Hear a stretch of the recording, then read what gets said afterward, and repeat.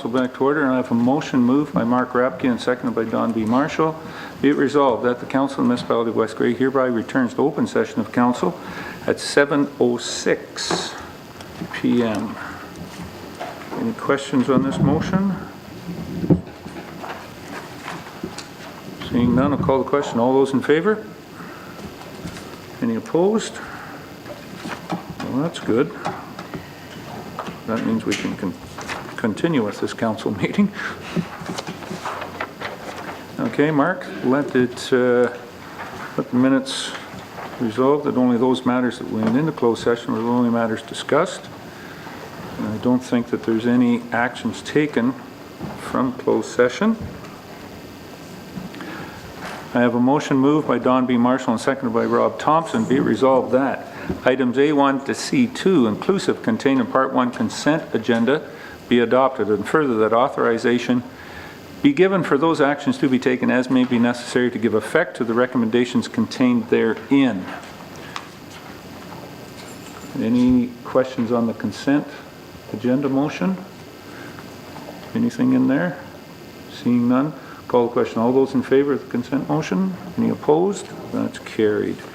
So Mark, I'll ask that you hand out the motions to take action.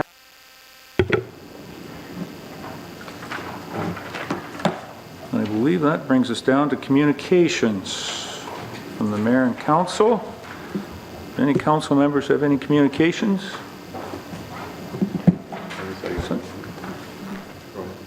Which one? Carol, go ahead. I was going to say, along with yourself and Councillor Thompson and Marshall, attended AMO. And if I may, I'd like to report on Monday. I haven't just got home this afternoon. I haven't got my suitcase unpacked or any of my papers out, so I would rather talk about it Monday. Give us an update. What I saw, what I attended anyway. The whole? Yeah, yes, those things that I attended. I don't think we all attended the same workshops, but. No, certainly didn't. Councillor Thompson, you had something. Yeah, I just wanted to, upcoming event, September 13th, there's the ATV Club in West Grey is holding a chicken wing dinner at the Legion. And proceeds from this event is going to support Rob Moore, who's suffering from cancer. His mother is on the Police Services Board. So if you're available, it starts at 5 p.m. and once again, proceeds are for his benefit. And the other thing is long weekend coming up, Elmwood Homecoming. So. Okay, I understand that things are coming along. There, surprisingly, there was some sidewalks that were put in on the certainly very spectacular sidewalks on the east side of Elmwood this year. Ken, thank you very much for that. It must have initiated some activity because there was a few extra strips put in on the west side as well too. So congratulations or thank you to Brockton for getting those in for the activities there. From my perspective as well too, last night I attended a function after, well, basically getting home from AMO and changing my clothes. I went down to the Newstead Normanby Horticultural Club hosted the zone, I'll probably get it wrong, but I think it's zone 6 is there, is the zone that Newstead and a number of the Elmwood, Durham are also involved with in West Grey, but they hosted the annual AGM for that zone. There was Hanover Horticulture was there, Chesley was there, Clifford was there, a number of area horticultural organizations were represented at it. They had the Ontario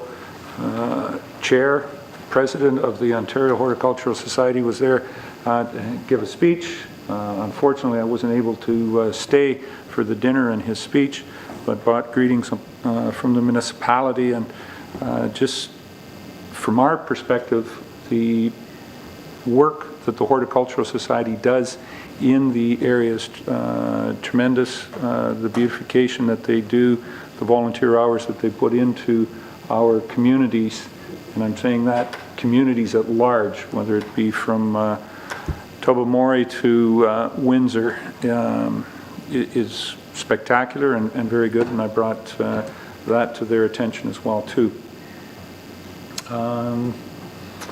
The AMO conference, and I'd just like to say we did meet with the parliamentary assistant when we were at AMO for Eleanor McMahon, parliamentary assistant for Ministry of Natural Resources. And I think we had a pretty good meeting with Eleanor. She's very quickly getting up to speed. She's newly elected since the election in June is her first point of being in the legislature. So got a very good meeting with that on the, it was on the Ayton Dam, the ownership there, and they're going to work with us on clarifying that and the use of the dam and the water level. Had a little bit of time extra, and we talked about conservation authorities and their scope. And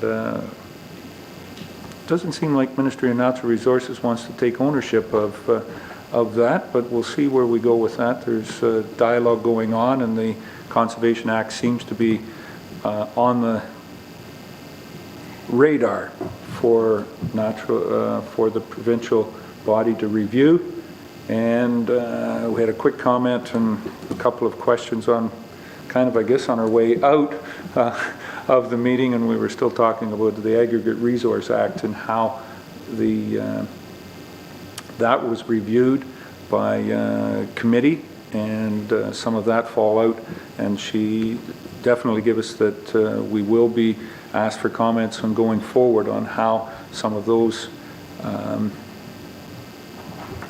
proposed changes to the Aggregate Resource Act coming out of that review on how they were going to be implemented and going forward, and she certainly was looking forward to our comments and engagement on the Aggregate Resource Act as well too coming forward.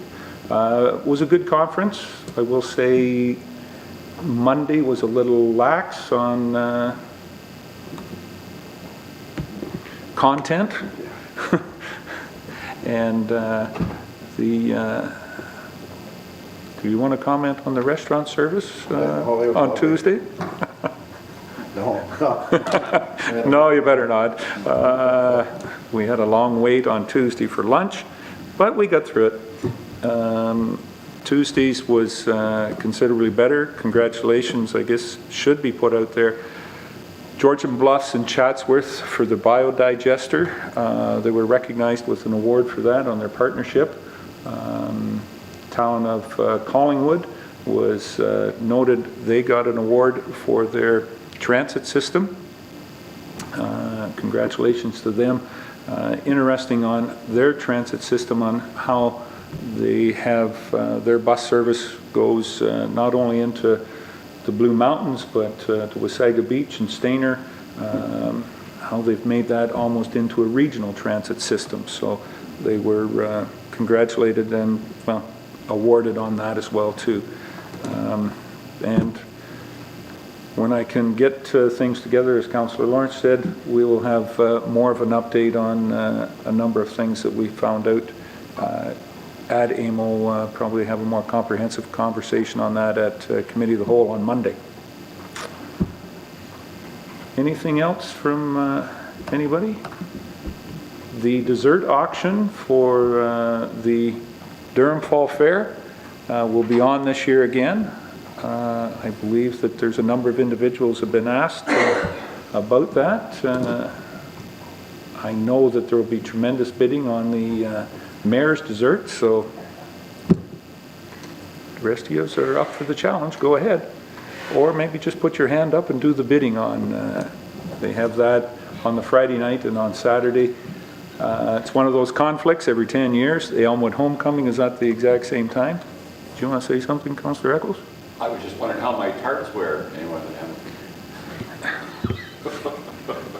Councillor Eccles brought in a few tarts there tonight, so we'll give comment, we'll reserve comment until the digestive process has gone through on those ones, okay? Yes, because he was tardy for getting to council, he brought some tarts in. Any other comments before we get too far off? Very good. Then, moving on, we have a number of delegations this evening, so we'll try and keep those on time here. The first one is we have Chief Berger here. So, Chief, I'm going to turn the floor over to you. Oh, Winston canceled. Okay. So I was going to say, I see Rob sitting here. So. Chief, please. Well, good evening, Your Worship, members of council, citizens present, media. I'm here this evening to recognize two West Grey citizens for acts of bravery they both displayed on June the 13th of this year. I elected to do this in a public setting such as this for two reasons. First, these two gentlemen deserve to be recognized publicly for the actions they took that day that undoubtedly saved the life of a West Grey resident. Details, I'll release that in a minute. Secondly, to remind the citizens of West Grey what a great community this really is, where neighbors do look out for one another, which is testament in this case, and we see it all the time. I'm not in any way, shape, or form suggesting that we expect the citizens of West Grey to take the actions these two gentlemen did on that day, but encourage everyone to keep looking out for one another. The details of this particular incident are as follows. On June the 13th of this year, Christopher Talbot and off-duty West Grey Police Constable John Noble were chatting at the end of a driveway in a rural part of the community when they were approached by a citizen who advised them that there was a suspicious male just up the road who was carrying a firearm. Both took a walk to the area in an attempt to locate the male suspect, to no avail. Before leaving the area, both men, on instinct, decided to check the well-being of an elderly lady who resides in the immediate area. This lady suffers from rheumatoid arthritis and has very limited mobility. After entering the residence, they found the lady lying on the floor in a pool of blood, barely clinging to life, suffering from obvious blunt force trauma to the head. While attending to the victim, the suspect, who was still in the residence, approached both John and Chris. A struggle ensued, and both were able to overpower the suspect and detain him until police arrived. The victim was taken to hospital in critical condition. Her condition remained critical for some time. Although she's still recuperating from her injuries, she's out of the hospital and doing relatively well. I don't think there's any doubt in anyone's mind, and certainly no doubt in my mind, that the brave actions of these two men on this day saved this lady's life. And as a result, I would like to present both of them with a plaque which reads, Chief's Commendation, presented to Constable John Noble, Christopher Talbot, in recognition of he who, at considerable risk to himself, demonstrated unusual heroism, skill, and resourcefulness in saving the life of a West Grey resident and the detention of the suspect on June the 13th, 2014. And I've also been asked on behalf of Bill Walker, our MPP, to present both gentlemen with a scroll which reads, Recognition for Bravery. As member of Provincial Parliament for Grey Bruce, Owen Sound, I would like to congratulate you on the heroism you demonstrated on June the 13th, 2014. You displayed courage and bravery in saving the life of a West Grey resident by risking your own life. Your family, friends, and our community are justifiably proud of your selfless actions and quick thinking by assisting those in need. You should be commended for your heroism, and I congratulate you on this very special recognition. Best wishes for continued success. Sincerely, Bill Walker, MPP. So if John and Chris would like just to come up front and center there, I will present them with their plaque and their scroll. Thank you, Chief.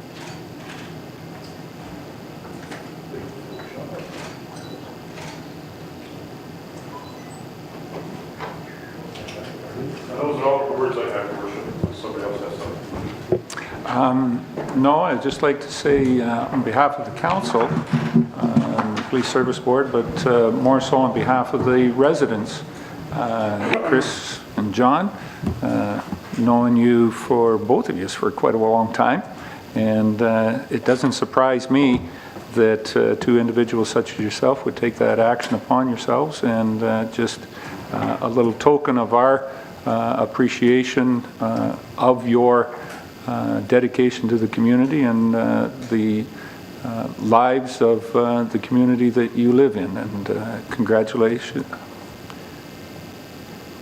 No, I'm not going to say congratulations, because that would be something that I don't think we need at this time, but thank you for your activity and your community betterment and community aspects that both of you have exhibited throughout your life. To say congratulations on something like this would be, I wish that I didn't have to, and I think that both of you wish that you didn't have to be here to have that type of activity in our community, but we're glad that we have individuals such as you in our community to take that into account. So again, thank you from all the citizens, and I don't think that you too would be any different than a lot of others, but I'm glad that you two were there to take that action that you did on June the 13th. So on behalf of council and the residents of West Grey, again, thank you very much for being there.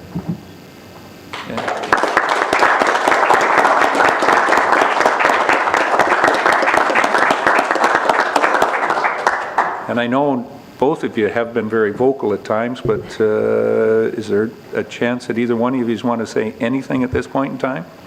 Yeah, good. You're good. I'd just like to thank the council, and as many are in this room, I think I'm the fourth or fifth generation to live in this community, and that's just the way we were raised, that in times of need, in times of trouble, you help all your neighbors, you help all your friends, and you do the best you can and carry on. So just we were there, right place at the right time, I guess, and we needed roads to help out a neighbor in the community, and that's what we did. And like Mr. Mayor said, we wish we hadn't, that occurrence hadn't happened, but in the end, good came out bad, and good triumph over evil. So, Yeah. thank you. Very good. Thank you, Chris, and thank you, John. Very good. Take care, guys. Okay. Sorry, Rob, you're up next, but it doesn't look like you're going to have as much of an audience. It seems that the press are a little taken by that. But Adam is still here recording, so we will we'll have it on there. Our next delegation is Rob Edwards, who is the organizer for the West Grey Terry Fox run. And Rob, I'm going to turn it over to you to give us an update of where we're at for the run, I believe, on September the 14th. 14th. Right. So there is a button on that mic, and when it turns red, then you'll know you're live. It should be far right button. There you are. You've got it. Everything you're saying now is recorded. All right, so we can go out and enjoy the chicken on the 13th, and then work it off on the 14th. 14th, yes, put it to good use. Good evening, Mayor and Councillors. My name is Rob Edwards. Thank you for allowing me some time this evening. My wife Deb and I organized the local Terry Fox Run, which this year is Sunday, September 14th, at the Durham Conservation Area. 1 p.m. registration, 2 p.m. start. In the past, West Grey departments have been very supportive. The police, the fire, Ken has helped us out with signage and some blue boxes, and I just wanted to give you some brief facts about the actual Terry Fox Run. This is the 34th year for it. There are more than 45 runs in other countries around the world. The biggest Terry Fox Run in the world is in Cuba. Every Terry Fox Run is organized by volunteers. There are only 32 staff in Canada. Volunteers are not provided with an operating budget. Everything must be donated. There's no entry fee, and there's no minimum pledge. A couple of facts about our local Terry Fox Run. This is the 21st year. We've been going since 1994. We have raised to date $365,176.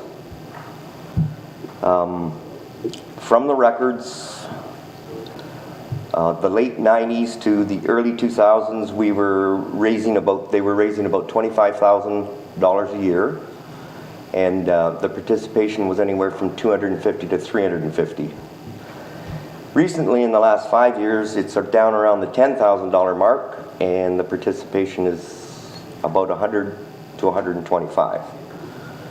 And I think this is a reflection of, obviously, back in 1980 or 81, Terry Fox Run was the thing to do, and as time has evolved, there are so many other things on the go, and everybody realizes that, you know, you can only split your time and your energies for certain things. So, but I think we have a core group of participants and volunteers that come out every year, and it's going to survive. I'd like to personally invite and encourage our mayor, deputy mayor, and councillors to come out and participate this year. Bring yourself, your wife, your husband, family, grandchildren, pets, and enjoy a leisurely walk, stroll, run through our beautiful conservation area. In addition, this year we're encouraging a team concept, different departments challenging each other, such as fire and police, park and rec and planning, maybe one fire department against the other fire department as far as raising the most dollars. Anyone can register online to collect pledges, and I also have some pledge forms here and some team info that I'll just leave before I leave. Just on a final note, Deb and I vacationed last year in Newfoundland. On our last few days while we were in St. John's, I had the number of the local, of the provincial Terry Fox coordinator, and gave her a call to say hello. And she asked what we were doing the next morning. And we met her down at the Terry Fox Memorial, where he started his run. And to our surprise, Terry's brother, Fred Fox, was there. He was doing a tour of the area of the schools. And so we got a chance to meet him, and it was quite a thrill, and got some pictures taken with him and his brother's memorial. So it was a perfect way to end our vacation. Anyways, that's all I have to say. Thank you very much for your time. Hope to see you for the chicken on the 13th and the walk on the 14th. Thank you. I think Rob is more hoping that you're there, yes, as well, too, that you can buy a couple of tickets. That's what we're looking for on that. I do offer a slight apology. Last year was the first year, I think, in about 16 or 17 years that I was not at the Terry Fox Run in Durham. I'm sorry to say I was in Greece, and I walked that day for Terry, so I was on vacation and missed it. I know that I may not have been there personally, but I know a number of bills from my wallet were there, as I sponsored a number of individuals. As all of council members are very good, and a lot of the community members out there, as you said, from what the Durham area Terry Fox Run has raised, it has been the envy of a lot of other Terry Fox Runs out there. It has been tremendously supported by the community, far beyond the means of what a number of other individual communities out there have had. We've been exemplary in that, and I commend you and your team going forward this year. We're going to do very well again too, so congratulations. And I know you've got a number of boxes set up at the communities. I was at a number of businesses over the last week, and looking forward to getting great participation in it. So we'll see you on the 13th, where we'll eat up well so we can participate on the 14th. Thank you. You're getting a lot of free advertising on this tonight there, Rob. Okay, thanks very much, Rob. Okay, and Mark, I believe our next delegation has canceled or withdrawn from tonight. Mr. Kilpatrick. All right, and our further delegation, Randy Corfield, is scheduled for 7:45. so he's not here yet. So in the indulgence of time, probably we go on to staff reports. Carrie, you're here, and so you're the first one up unless there's any business arising from the previous meeting. None that's not scheduled here. All right, well, we'll go on down then to the Director of Finance. And the first part on Carrie's, hers is the accounts. And we've had the indulgence of having the package has been in our agenda. So is there any questions in the accounts here this evening? Councillor Marshall, Don? Just a comment. Page 4. We spent $3,361.75 of taxpayers' money to pave a driveway end, private driveway end. Just want to put that out there. Budget deliberations will come up in a couple or 3 months. We will talk about grants to organizations, $200 here, $200 there. Can't afford that. $1,000 tonight for the art gallery we're supposed to debate on. Probably won't be able to afford that. But we can afford to pay somebody's driveway end. Private driveway, no benefit to the municipality. Just wanted to mention that. I know that it has been a concern of yours for some time, but it is a practice of most municipalities in Ontario that private driveways that are paved and when work is done on the road, that the paved driveway ends from that the individual has done from their property line out to the road allowance is repaved after we do work there. So it is a policy of the municipality. Maybe at budget deliberations in 215, the council of the day will look at that. Don? Very good. Was there anything else? Anybody else? Any comments? Seeing none, then I have a motion that's moved by Rob Thompson and seconded by John Eccles. Be it resolved that the Director of Finance Treasurer be authorized to pay the accounts presented as voucher number 15, 2014 of the Municipality of West Grey in the amount of $491,586.59. Is there any question on the motion? Seeing none, I'll call the question. All those in favor? Any opposed? Noted, Don.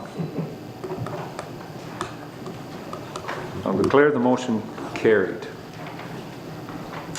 Okay. Carrie, your second one, there has been a donation request from the Durham Art Gallery on their 35th anniversary. A letter there.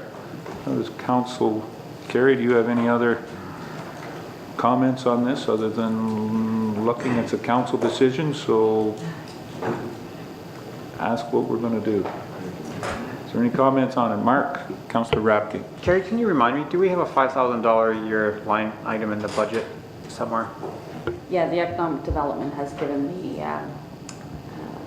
as an economic development initiative, $5,000. Right, and that's been a yearly $5,000, I think, in the last 2 or 3. Yeah, it's probably been, at least 3 years now. Maybe 4. It's not more. Because I think when I first started on council, we were still, it was under grants and we moved it under, but so it's still $5,000. Okay, thanks. Correct. That's on the yearly operational grant or a yearly donation, I guess, to the art gallery. Councillor Cutting. Can you tell me what's left in that particular line that where they're requesting it from? The grants to organizations, you have $1,000 of miscellaneous, unidentified. There's still some requests that are probably going to come in later, which are outside of that. But you have $1,000 left of your miscellaneous. You've spent, we originally budgeted $1,500. Right. Did we make the Durham Firefighter Santa Claus Parade a line item? Yeah, okay. Yeah. Yes. Any other questions or comments on this? Councillor Mollison. Dave?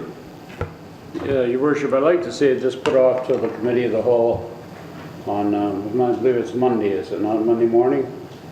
I think a little more discussion than, I don't like dealing with requests for money at the council without discussing it at the Committee of the Whole first. I've said that numerous times, so I would like to see it put over until the Committee of the Whole. Okay. Please? And if I'm not mistaken, I don't believe that this is time sensitive at this point in time.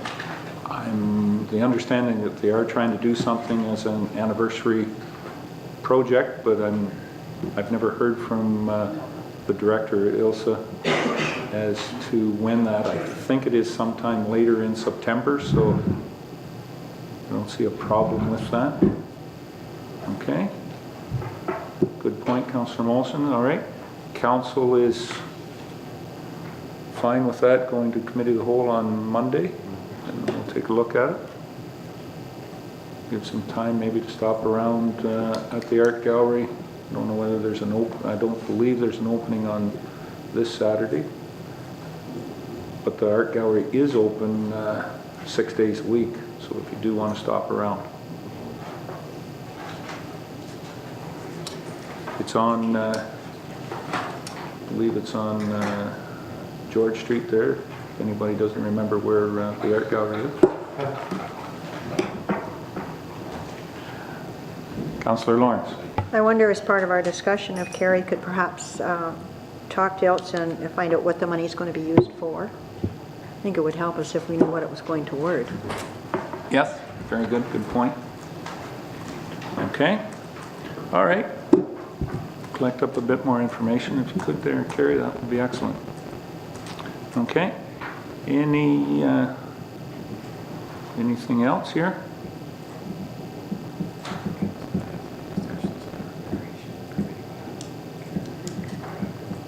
Okay. Anything else, Carrie, that you have? Well, Carrie's here. It is sunny outside. Usually she runs off to play ball. I don't know whether that's tonight or not. It's canceled tonight. So I don't know whether she is going to be staying, but there is one on the council remuneration bylaw. Carrie may have some comments or questions while she's still here. Is there any questions on that bylaw that will be coming up later on the agenda? If Carrie, anybody got any questions on that? Councillor Lawrence. Carol? I just have a question, Carrie, on number 1 on the regular and special council meetings. That's a change of more than 4 hours? Like, there wasn't a time limit on it, like the last one? Because I'm not sure if it was in the bylaw, but we had a resolution that it was, if it was the over 4 hours, then the full day per diem. no, but I didn't think that was for council meetings. Oh, sorry. This reads, it's regular and special council meetings more than 4 hours, and then the amount.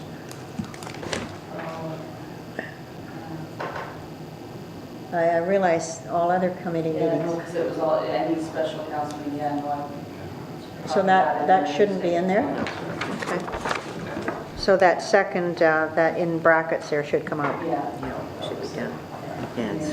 Right here. If you get to committee meetings, anything over Yes. 4 hours That's what's right. would be the full rate Missed that. for the I kind of went that. and full went per down diem. here. Yeah. Okay, thanks. Okay. Oh, there is, Bev. sorry, I do Councillor have just one question. Go Where ahead. it says 2 committee meetings will be charged as a one-day cost, but is that if they're, like one's in the morning and one's at night? Is that considered? No, it's back to back in the same location. Okay. It's the same if you were here and then went to Ellenwood Fire. Right, okay, it's not the same. It's 2 All right. separate meetings. Right. I thought that's the way it was, but I Yeah. wondered if we changed it because I had missed this discussion Yeah. this year. Carol? Well, I'm wondering if those words should be added then, in the same location, back to back. That Just to would clarify, I think. clarify it, yeah. 2 or more consecutive meetings the same day, same location. I mean, yeah. And we do that try to do that on a number of occasions, whether it's Make adjustments, and police usually are all to try to get them together, and that's one day. I realize that, but I just wondered, the way it was written here, it didn't really say that, and I wondered if we changed it. Okay. Anything else on that bylaw? Well, Carrie's here for her interpretation. Because Carrie Carrie is the one that oversees that on how we interpret that for remuneration. Okay. All right. Thank you very much. Thanks, Carrie. Now, we do have an individual. We have one more delegation for this evening, and we had it scheduled for 7:45, and it is 7:41. So, Randy, if you want to jump in just a little bit early, we could do that, or we could wait and go on to something else. But Randy, you're here, so we had asked you to come, or you had asked to come back and on the sensitivity of. So if you want to go, see that Rob left the microphone on, so the mic was over there for you. Very good. To do some research, a little bit of research and more information on the West Grey Soccer Club and their proposed second field. So what have you got for us this evening? Okay, yes, good evening, everyone. Yes, we did leave it that at the last meeting we were going to go away and come back with a little information on both ends. From our end, I know that Councillor Thompson had done a little legwork, and I appreciate that. Had contacted the Lions Club. Unfortunately, their next meeting isn't until September, so we don't have much in terms of follow-up there. I didn't receive a contact from anyone there, so I'm assuming they're waiting till their September meeting when we can make a pitch to them. But from what we understand is that they are very interested in the proposal in terms of working together with the West Grey Soccer Club to assist with this project. They feel it's right up their alley. Obviously, they're going to need more information and a bit of time to discuss with their members and so on. With them not having a meeting until September, that does put a little crimp in our urgency, I guess, if I can use that word, to get grass growing this year. So I think I'm going to, on that note, still reiterate what I mentioned in the last meeting, is that if the West Grey Municipality could, how will I word this? Assure us that we won't run out of funding because we don't have a yay or nay yet from the Lions Club. I think if the Lions Club were to come together from the standpoint that it is a doable project from their standpoint, I think the funding would be fine. And between the both organizations, I'd like to suggest we'd be A-OK. In light of not having that go ahead from them yet, I would still ask that that council be prepared to perhaps on a short-term basis cover any shortfall that we may have, and at least be prepared, for example, from whether there's a standby funding or allotment or anything of that sort, just as an interim measure perhaps.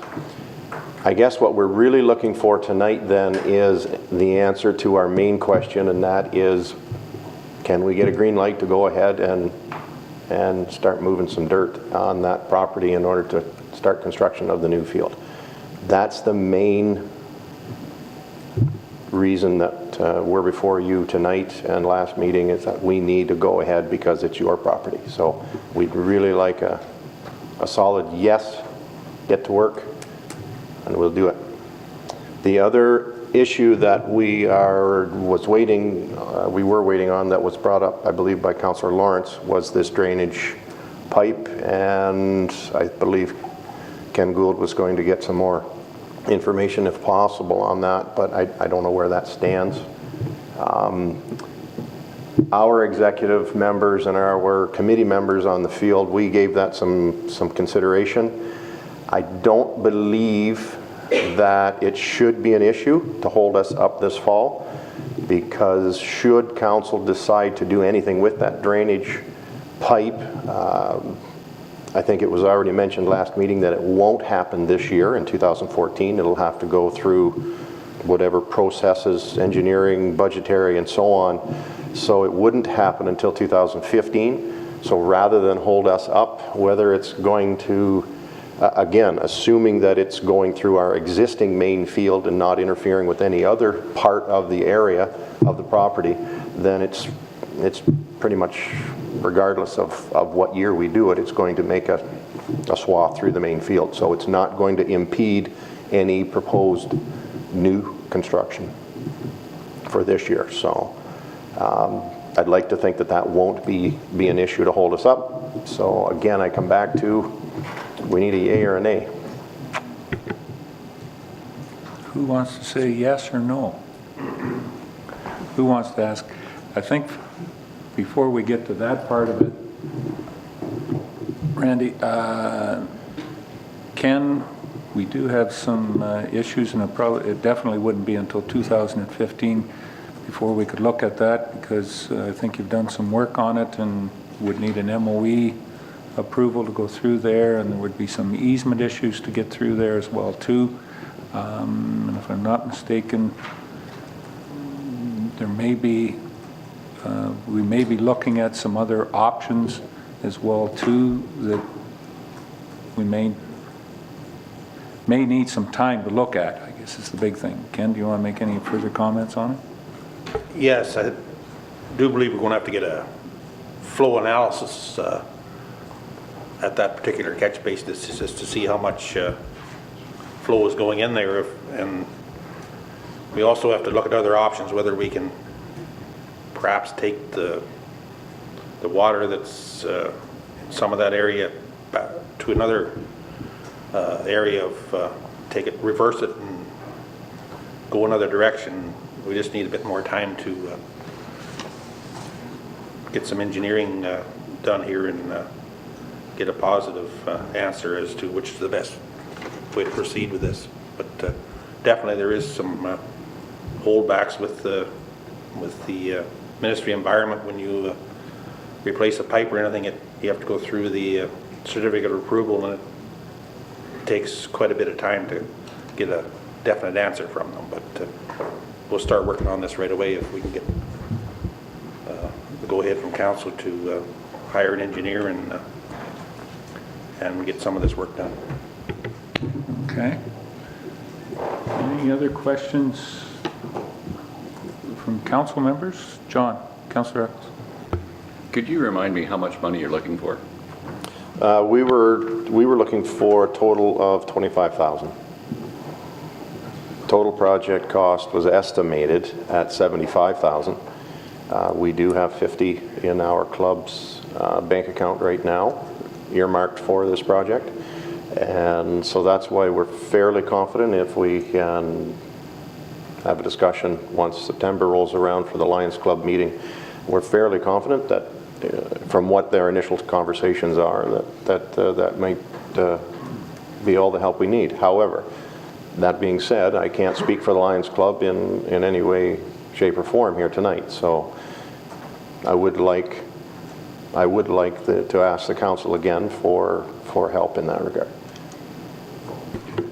And I think what you're asking really, Randy, is would we kind of, put it another way, backstop this at $25,000? You have the Lions Club that you're looking at for funding on this, and as a last stop, if that funding doesn't come through, and or if the funding from or a possibility of some funding from Trillium, which the municipality with a number of other groups has been very successful. Trillium has been a great group and or funding source for these types of activities within the municipality. Councillor Lawrence would probably say, you know, we've been very successful in Newstead and Ayton and Durham and a number of other, I think Trillium's come through in Elmwood.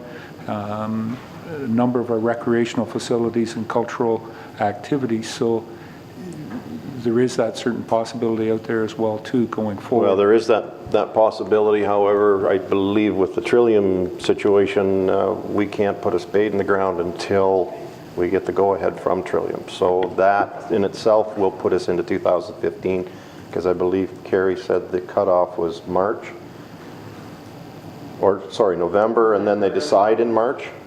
So that in itself it'll roll over to 2015, August, before we could start construction again. So, but I think Trillium, yeah, you know, the major project, they do say that, but there are, I think as we discussed last time, there may be some other, you know, some of the fencing, some of the seating, a few of those things that Trillium could contribute to that you wouldn't be putting in until 2015 maybe anyways.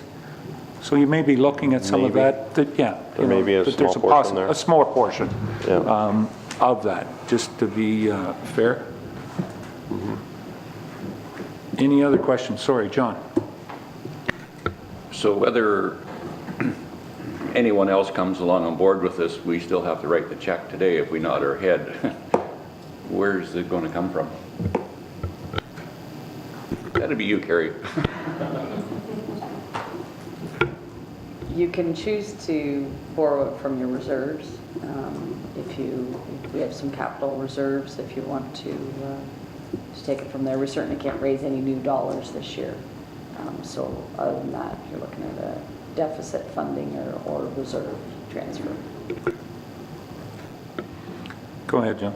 Continue. Not that we'd be writing the check today, but I mean, if we say yes, then we're liable for it, right, in the meantime. And I think it's not as much that we're liable for it or it's an absolute. It's, you know, dependent on which way the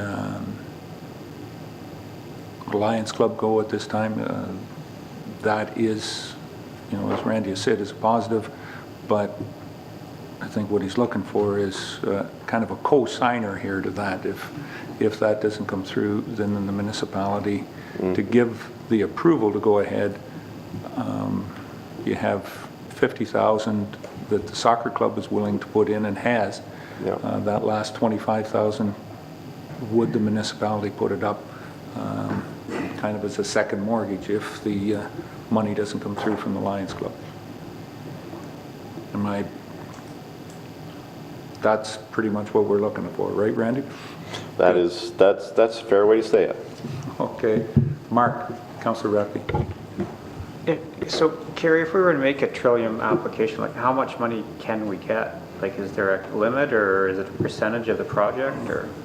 There's no set limits. They used to have a dedicated fund for certain areas, but they don't do it that way anymore. So it just depends on how much requests are made and what the dollar values are on there. Rule of thumb, they usually 50,000 is on the high end as a rule of thumb, but not to say that a project wouldn't get more or less. So if the project, let's say, is 75,000, can we make an application for $75,000 to Trillium? And does it get denied, or do they just reduce the amount to 50 if they want to approve it? Like, is that an option, or do you have to kind of go in and get what you've asked for? They'll choose certain items that they might want to approve. Quite often in our accessibility washroom ones, they'll itemize certain parts of the project that will fit with theirs, but not other parts of it. In this case, the full 75,000 total project, if you're starting and going to have 50,000 spent this year, you're really only going to be looking at applying for 25. So, and that's the reason I'm asking the question. So, like, I know you want to get going right now, but if the application is in November and the approval's in March, it means you could start first thing in the spring. And if we can get $50,000 from outside the municipality, that might be a more prudent way to do it. You've got another $50,000 you could use for something else there, or whatever funding that we get. And, you know, I'm just trying to think if, I know you're in a hurry, but I'm wondering if you guys have thought, if we can get into that funding rotation, could you just do all of this in April and have your grass planted by May or whatever? It becomes an issue because of our season. Our season starts in May, So when we're looking at usage on that playing field, it's not just usage on the playing field, it's also usage of the parking lot, spectators, so on and so forth. And I don't think any of us need to be reminded of how fun it is to have spectators and pedestrians around heavy equipment. We've all got to be mindful of liability, and when you've got a game on and referees and parents from out of town and kids from out of town and siblings and so on and so forth, it's not uncommon to have on any given night 100 people there. And when you've got heavy equipment and you're trying to move dirt and so on and so forth, then you're into more costs because you've got to have security fencing, sure. You've got to have extra walkways and surrounds and so on and so forth. So I mean, I think we're all familiar with that. Yeah, so that's why we're trying to aim for doing the work away from the season. Yeah. But I agree with you, but you're using the field at night, wouldn't you be doing the construction through the day though? Yes, but then we've got excavations, we've got earth moving, we've got a cut and fill on that far east side. So I mean, we can't just, again, it's bad enough that we have bare spots or maybe the odd divot on the field. We always have to be mindful of that in terms of liability, twisted ankles and so on and so forth. So we have to be super mindful of when we have people come from out of town, how do we get them to the field when we're working all the way around? And I think, as I explained on that map, I've shown how we have to move our main field over 30 feet, which means we have to work on the west side of that. All of the car parking will have to be rearranged, as well as the entire east side of the property.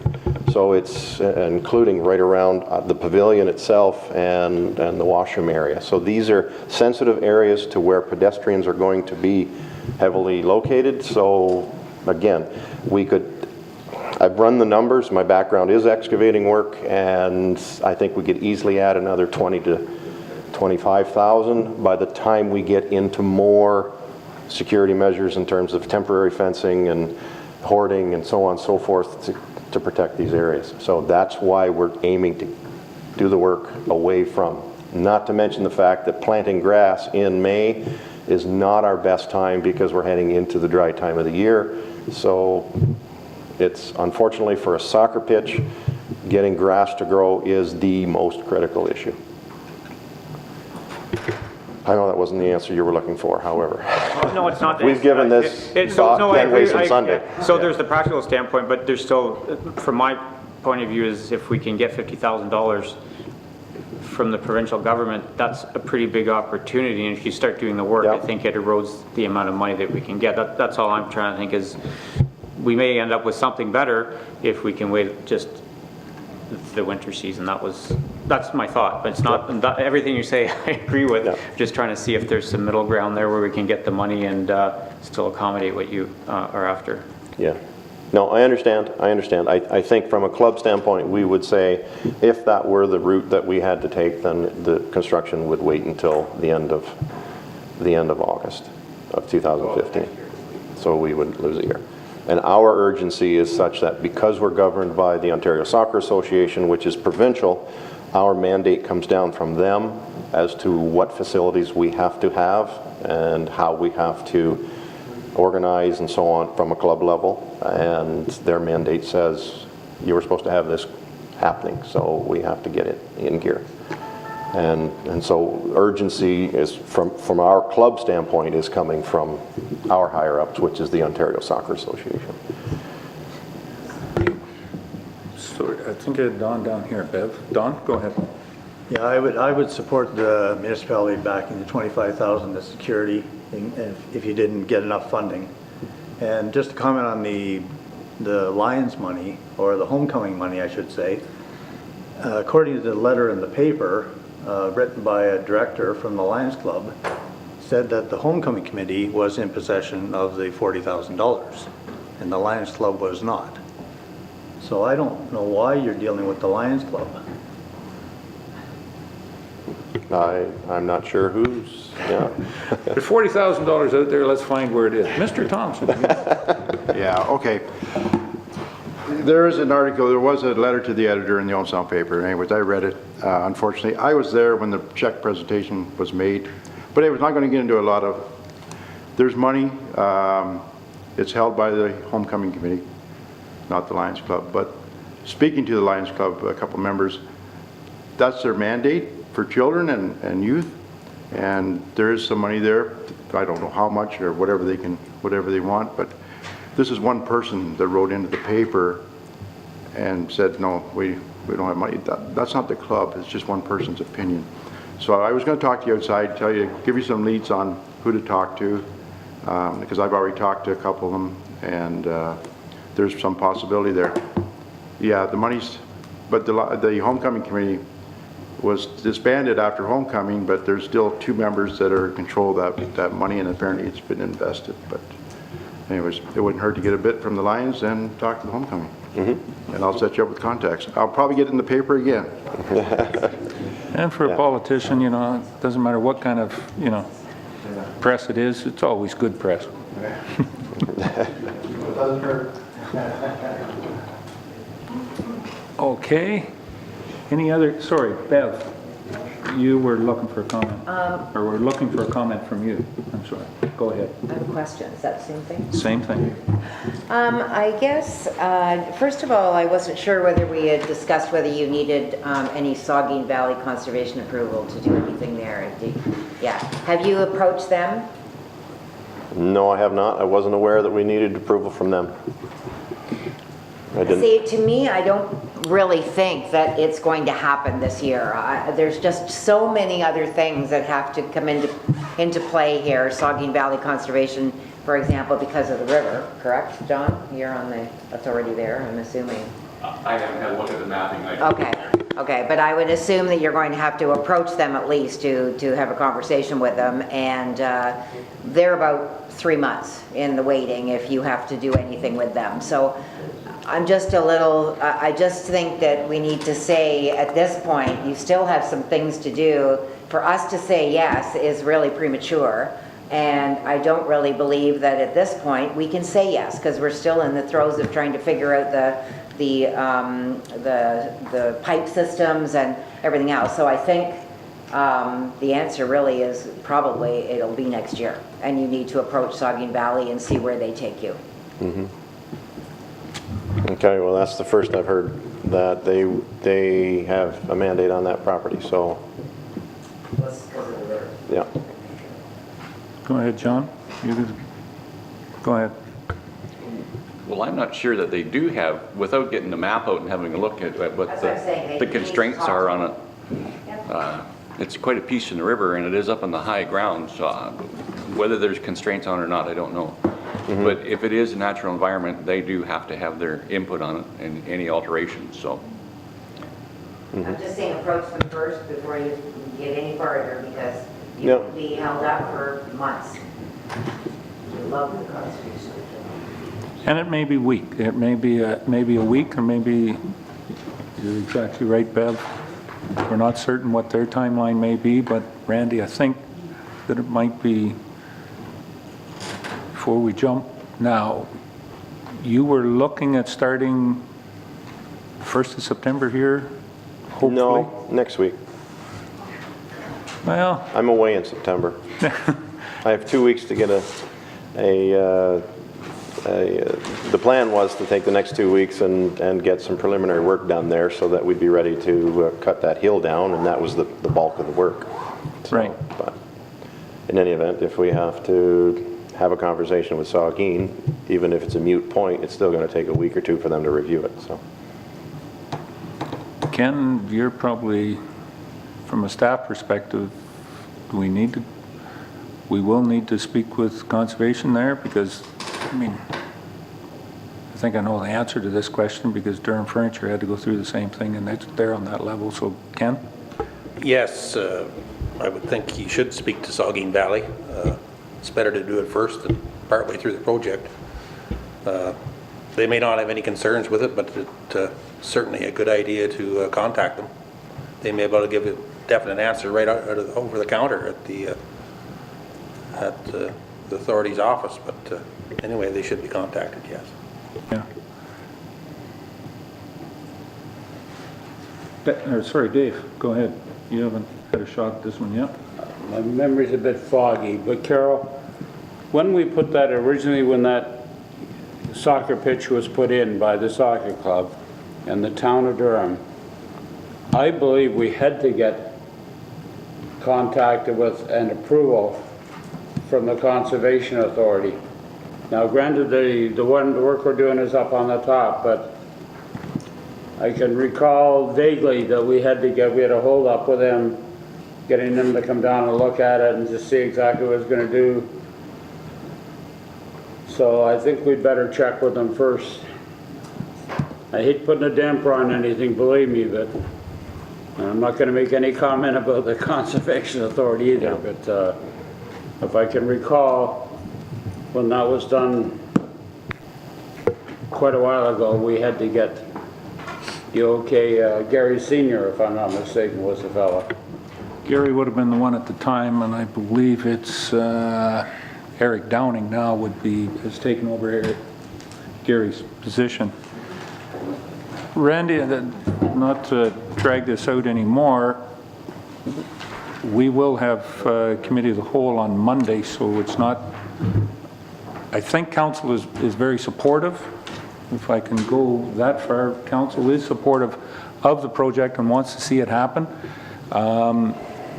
And understanding the constraints on the time frame, could we, I was going to throw the ball back to yourself as the soccer club's project, to try and get a hold of Eric Downing tomorrow, or in his absence, I'm trying to think of the name of the, or, yeah, okay, might as well go to the top, go to Wayne Broman, who is the manager, CEO of the Conservation Authority, and this is a project that, you know, not that there's any building, but there is some earth movement that they maybe can get on, and if we can ask if you could do that tomorrow, maybe they could have something back to us. We'll put them under the hot seat and see if they can get back to us on Monday. Mm-hmm. And, you know, if there's something of that nature, if they have major concerns, or if they, as Ken said, if it's just pushing a bit of dirt around, we'd be fine with it. And then we can probably have a better answer of yes by then, when we know what the conservation wants to put into this. Yeah. Carol.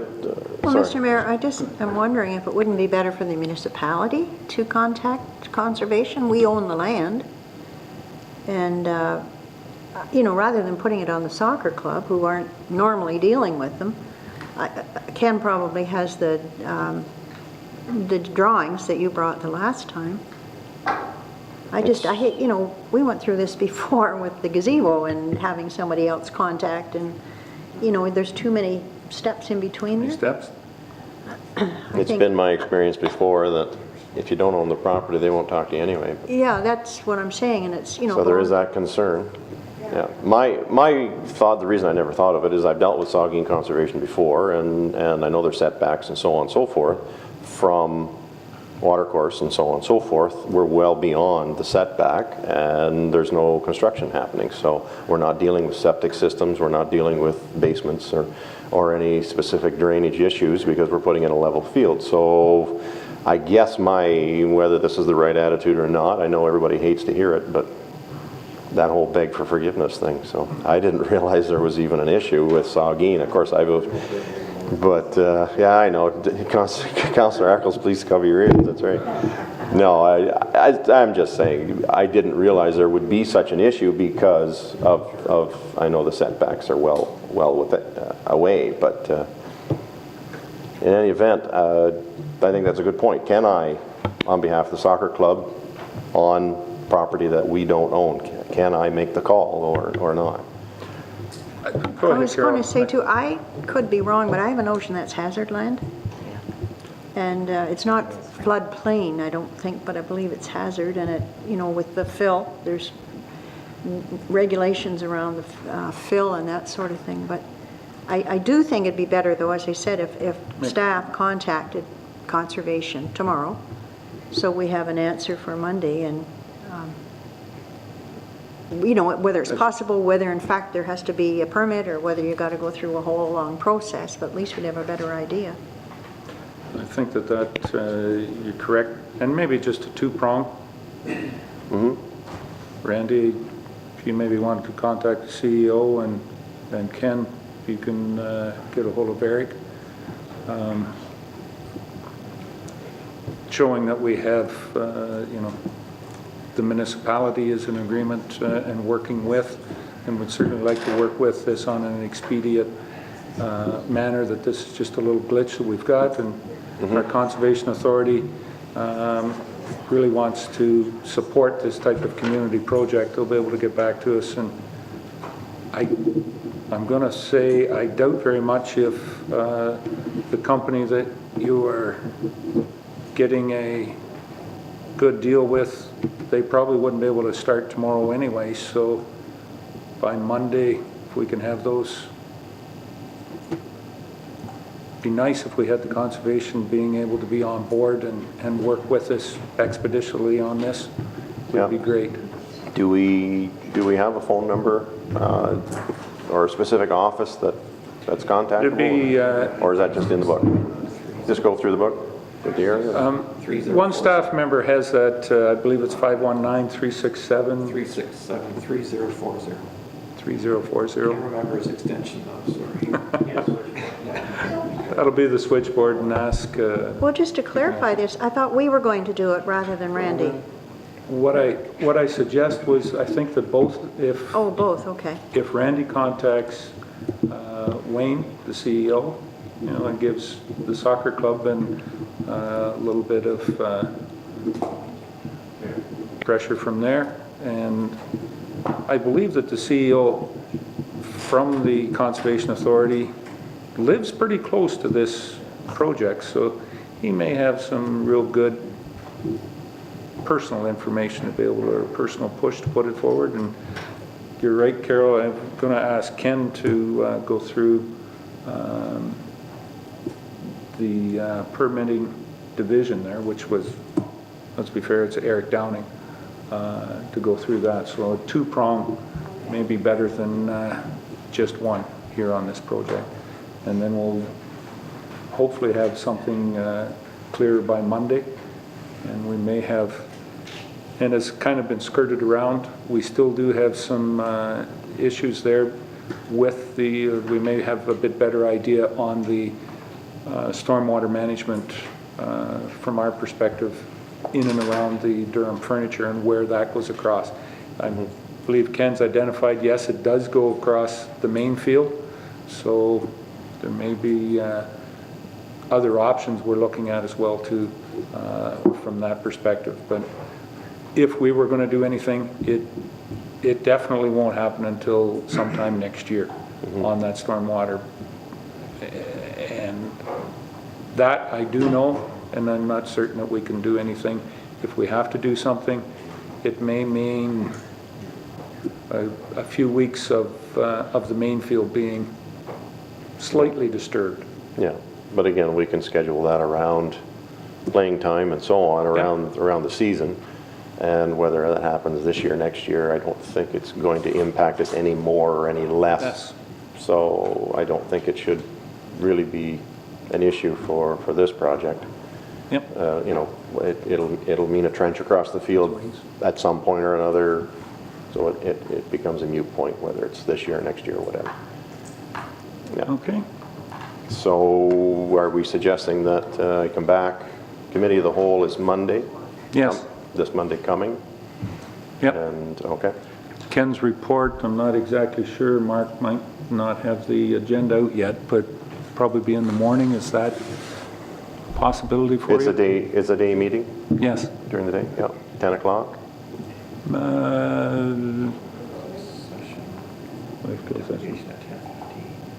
Probably closer to 10:30. 10:30. That'd be fine. In that point in time, that'll be, That should works be for your fine. schedule? Yeah. Yeah. There's a delegation. So, okay, yeah, we'll put that in there as a delegation at 10:30 or connectivity. If you want the extension, Mark's got that. 232 is Wayne Broman's extension. Very good. Okay? Okay. Don? How many cubic yards of fill do you plan on digging out of that hill? Well, we're actually hoping not to take any out in terms of removing it from the property. We're more or less just trying to level. Because the hill is in just the southeast corner, and the northeast corner is low. We're hoping that we can just use it, kind of cut the hill and fill to the north of that. Plus we have fill to bring over on the west side next to the parking lot. So the main field, when it moves over 30 feet, that whole section there slopes off, so it needs fill to bring that up to level. So there really isn't any anticipated off-site requirement other than, say, some tree stumps and if we find the odd nugget or so on. But and as far as yardage, as far as moving, how much we're moving, I think York from Cedarwell did some calculations, but I can't quite remember the number. Because we weren't worried about trucking off-site, we were only using bulldozer work. So I've done some test holes with a small machine, and I haven't found anything I'm going to call non-native, no asphalt, concrete, or anything of that sort. I haven't found any imported material. The only thing I've found is gravel and nuggets. So I think we're okay, but there will be some rocks to deal with. Other than that. And just to be clear for everybody out there, yeah, it's more in a conversation, moving material on site, not the only thing that would be bringing from off-site would be your topsoil. That'll be the main material. That'll be the main material that will be brought in, but that's for the finished product, not for any of the A or B leveling type of thing. Yeah. We may need some A, but we're not sure yet. Again, I was finding stones in this size, so I mean that's a little coarse to have just under topsoil. So we'll have to see if there's anything smaller as we go through it. Okay. Okay. Well, as I say, council, knowing some of the hurdles out there, we've got a couple more, but we're still very supportive of the project, and by Monday we'll know whether we need how much in dollar-wise we need to support, or not as much commit, but supporting here. Okay, Larry. Your Worship, staff will make a valiant attempt to contact someone in authority at the Conservation Authority, but I remind everyone that you're asking us to do something in 2 days, and it is holiday season, so we will do our best, including we happen to have the cell phone number of our representative on the board. We may need to call him, but we will do our best to have a response for you for Monday morning. Excellent. We do know we are under, from the project, we're under some well, maybe we should be contacting the Horticultural Society. We talked about them earlier in the meeting. It's getting that grass growing this fall that is the expedient part of the project. Well, and not only that, but as I mentioned in the last meeting, we had a number of options and opportunities that kind of clicked in for this fall, not to mention the least of which is 700 yards of topsoil that we need that is available now. I can't speak for next year. The contractor had told me he'd be available this fall. So a lot of these things were clicking into place very nicely. So to lose the window of opportunities, I can't say what 2015 will bring. But again, if we move that a year down the road, I'm quite confident that the numbers will have to change a bit. But to what extent, I don't know yet. Anyway. Okay, all right. Thank you very much, Randy. And thank you very much. Keeping us up to date, and we'll be back at it on Monday. As Larry said, that gives us about, on working aspect and working hours, about 8.5 between now and Monday. So we'll see what we can do. All right. Thanks very much, Randy. Does council want to just take a little 5-minute break here? Because the chair of it, I'm going to say yes, we do.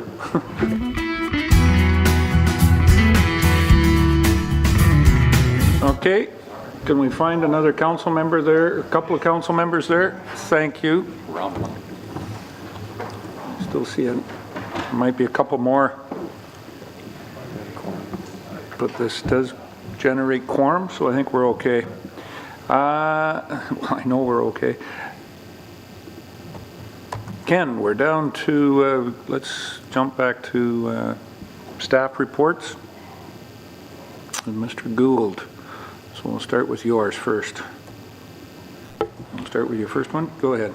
Yeah, we have kind of touched on this somewhat during Randy's presentation, but I have done some further review of the stormwater situation over there on Lambton Street, and there is a procedure that we will have to follow. We have to apply for an environmental compliance approval with the MOE, and of course we'll have to contact the Saugeen Valley for a permit for the project. We've just recently received the approval for the William Street project in Newstead, and it has taken over 4 months to get it, so it's not a fast process. But we will look at if I can get approval from council to hire an engineer to do a analysis of the flows and possibly look at some options for possibly taking the water in a different direction.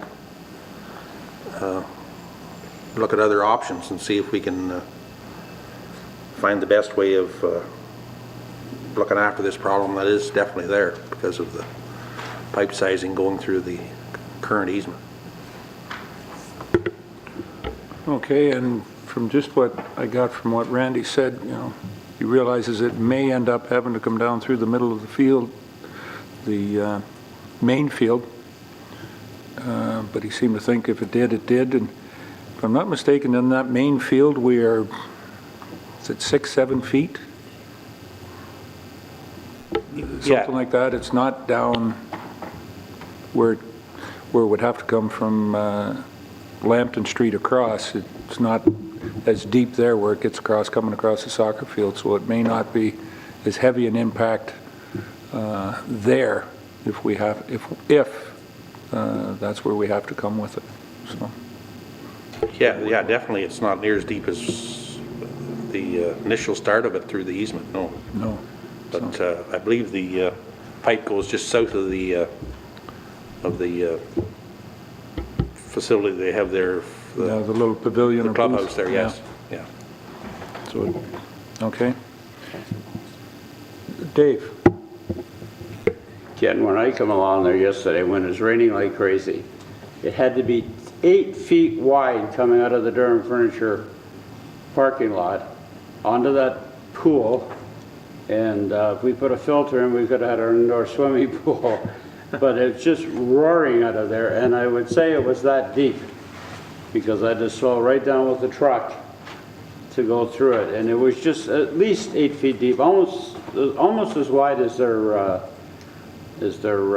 gate to let the trucks in. So that's where it's coming from, the big bulk of it. So they should have to look after that runoff. I know.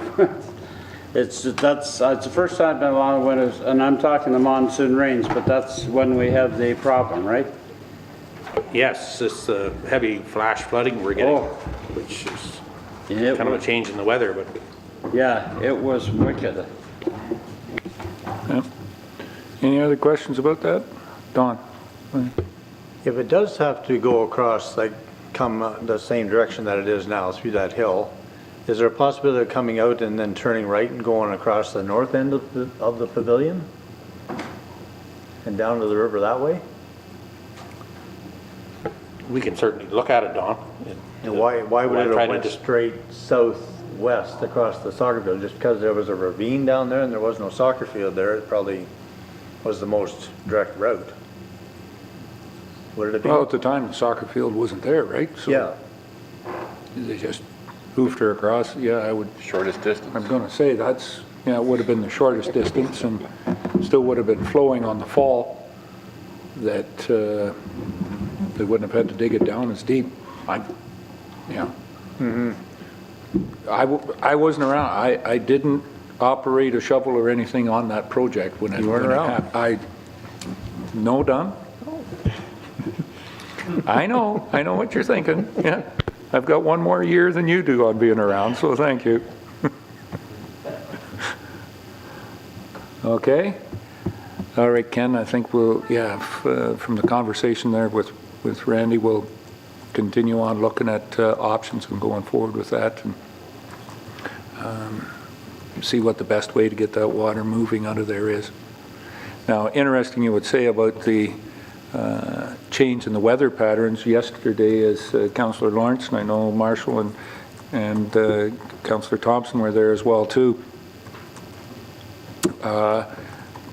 David Phillips is a renowned meteorologist and weather guy in Canada, and his basic comment, and then two individuals right after him, the chair of the Grand Conservation Authority and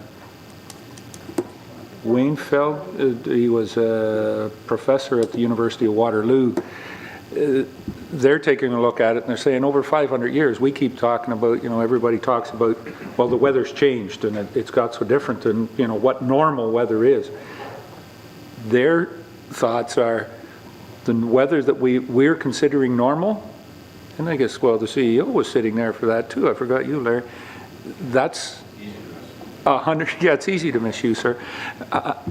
In 100 years, we're going to look back, they said the meteorologists will look back on this and say, that 30 years that we had the really dry summers and the cold winters and whatnot, that was the abnormal part. Statistically, when you look at it over the last 500 years, the weather we're having right now is more in line to what we've ever had than that 30-year period that the baby boomers have had as we were growing up. And we're describing that as being normal, but it's going to be not. So we've got to prepare, and they had a lot of talk about changing the building code and other aspects of getting ready for this type of normal weather. Carol. Well, they went further and said, unfortunately, because that was thought to be the norm, a lot of the infrastructure was built for that. Yeah. And in fact, it wasn't the norm. It's these violent rainstorms and stuff we get, and we're not built for that.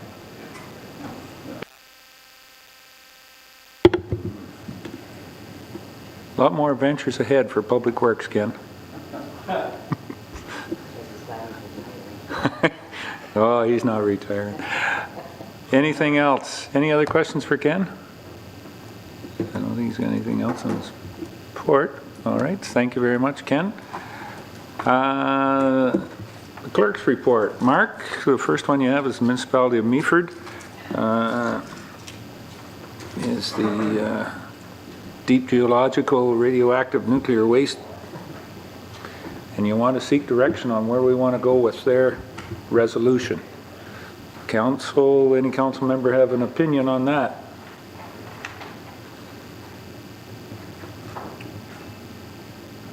Note and file. Don. Well, I think they went they should have went one step further and not being buried anywhere in Canada. Well, that's kind of like, we produce it here, so we've got to do, I think that we've got to do something with it. If you've made your mess, I've always said, if you've made your mess, try and clean it up, or turn to council and fix it up for you. But in this case, it's made in Canada. I agree with you. I don't like the idea. I just can't accept the idea of it being in the Great Lakes, that close to the Great Lakes Basin and everything else. Technology will probably find a way, a lot better way of doing it than the $40 billion it's going to take to, as you and I have been at a conference and seen the proposal, today's $40 billion, by the time it gets done in 20 years' time, it'll be $140 billion. I'm exactly like you. There's got to be something different done here. In 100,000 years from now, the Great Lakes Basin might not be here. That's correct. Because 20,000 years ago, we've had 3 or 4 ice ages in the last 20,000 years that have filled the Great Lakes basins in. So things are going to evolve and change. The Great Lakes Basin might be in Northern Ontario in 100,000 years from now. So they could be putting this repository either on a mountain or under a lake, or they have no idea. No? Bev? Well, Councillor Cutting. thank you. I would like to support this because I do believe, and I am by no means an expert on nuclear waste repositories or anything else, but it would seem to me that setting it anywhere close to water when water is such a necessary commodity just seems ridiculous to me, especially when there are so many areas where it could be buried that is not close to some large lakes. To me, it's very similar to the wind turbine situation. There's so many areas where it could be placed where it's not going to impact residential communities, and yet they've chosen to just say, go ahead and stick them in the middle of a residential community like ours. And I would say that we should support this and have them re-look at their logical thinking, because to me, neither the wind turbine placement nor this is logical, so I will support it. Can I get you to sign the motion then and get it down? Councillor Lawrence. I'm getting there. There we go. Councillor Lawrence, comment. I just want to say, I seconded it. I would support it as well. I don't believe it should go by the Great Lakes. I understand it's something they have to do, but there has to be a better place for it than right beside the lake. Okay. Any other comments before I introduce the motion? I have a motion moved by Bev Cutting and seconded by Carol Lawrence. Resolved that the Council of the Municipality of West Grey hereby supports the resolution of the Municipality of Meaford Council urging the Government of Canada and the Government of the Province of Ontario to seek alternatives to the Ontario Power Generation's proposal to bury radioactive nuclear waste in the Great Lakes Basin, and further that a copy of this resolution be forwarded to the Prime Minister of Canada, the Premier of Ontario, the Minister of Municipal Affairs and Housing, local MPs and MPPs, and Grey County municipalities. Any questions on the motion? No, the Medical Officer of Health for Grey Bruce is not here. Your motion, do you want to add that? Yes, please. Okay, we'll have Mark add that. Anything else? Don? Just wonder if that shouldn't include the low and medium nuclear repository also. It's not in the... This is for the low and medium. They're still looking for the other. This is the one that all the municipalities have been bidding on.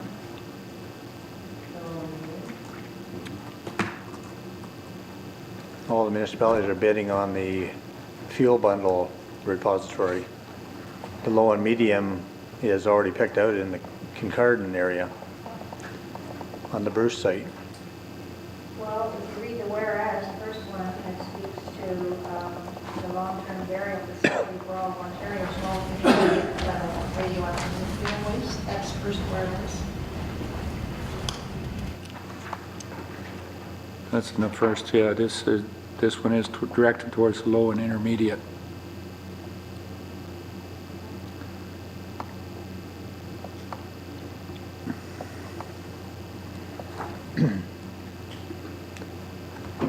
Yep, so that's the one that's already picked out.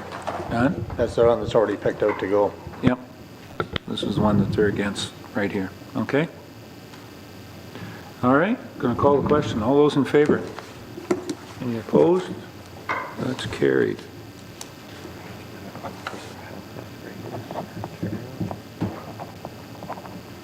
You might as well include both of them.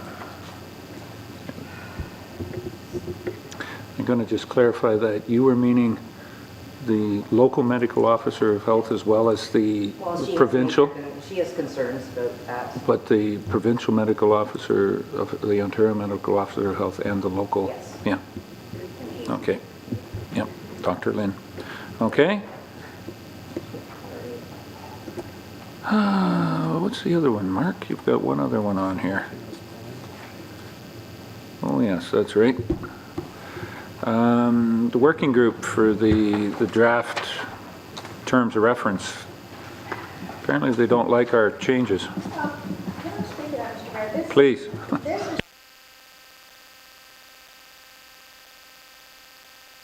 Sorry, it was discussed at the last meeting. And the question was, and I can't remember which one it was, but we're not the only municipality that was concerned about that.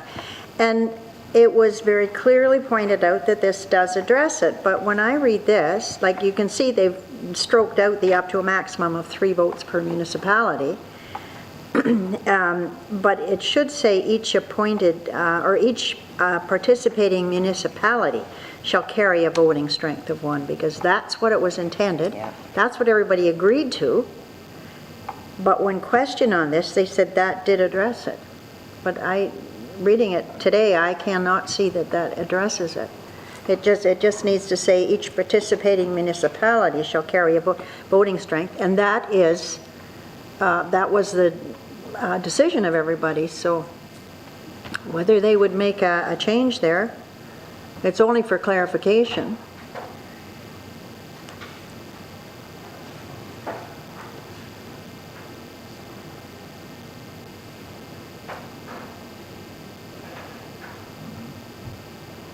See, and how come some municipalities get 3 and some only get 2? Can No, you but have this 3? way they only get 1 vote per municipality. Just for clarification, Councillor Lawrence Carroll, the way it reads, each appointed member of the participating municipality shall carry a voting strength of 1 vote per participating municipality. It's just not very clear. Like what they're saying is whether you have 1, 2, or 3 people there, they are to discuss and they'll get 1 vote. Right. But that doesn't quite clearly say that.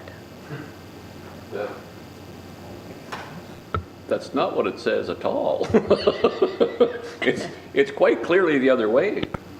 You can have up to 3 votes, even though it says 1, and then it turns around and says 3. That's stroked out, though. No, but the 3 is stroked out. Okay. Strength of 1 vote. I think it's straight. That's what it says. Each appointment shall carry a voting strength Of 1 vote participating municipality.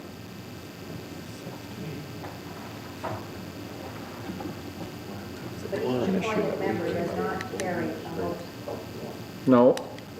I mean, if that's, I think the way that it is written, it may be, It's a little unclear, but it's still, it 3 does members say there 1 have to make a vote. decision. but I don't know how you would word it any other way, that if you got any other wording that makes it clear. By taking out that up to 3 maximum, or the maximum of 3 votes, I think they have, That's, yeah. It, well, I guess it'll be the way that they use it. you whether know. they be administered. Yeah, I mean, whoever is the board chair, you call for a vote, you better hope that, you know, if you got 3 members sitting there representing West Grey, all 3 members don't put up their hand, 1 person puts up their hand. Obviously, that's what they want. Why wouldn't you just say then that each municipality, each participating municipality may have up to 3 members, but each municipality has 1 vote? I mean, then you turn it around. That's what it says. Well, it's kind of, No, but I think it, because there is one other spot in there that it says the municipality may have yes, 3 have 3 members. I think it's just before that, when they talk about quorum. That's where it gets confusing, right? But it's, I think the way it is, it is pretty clear. Each municipality has 1 vote. Yeah. It says per municipality. So, So that wording at the beginning is a little bit superfluous. You don't really need it, but but the second line says 1 vote per municipality. And that was certainly the consensus, that you have to discuss among your group and you have 1 vote. Yeah, that whole first line should be taken out, really, as well. yeah, so you better have both members agreeing on something, or if there's only 2 members there and send them out to the parking lot, and whichever one comes back, I guess that's the way they vote. I don't, Democratic way. yeah, that's the old democratic way, Mark. Okay. Mayor, though that eliminated the problem of where you know, some would carry 3 and some would carry 1. Exactly. So, yeah. Even though Yeah. the municipality was paying the same. So do we want to support it the way it is been addressed? All right. Keep going here.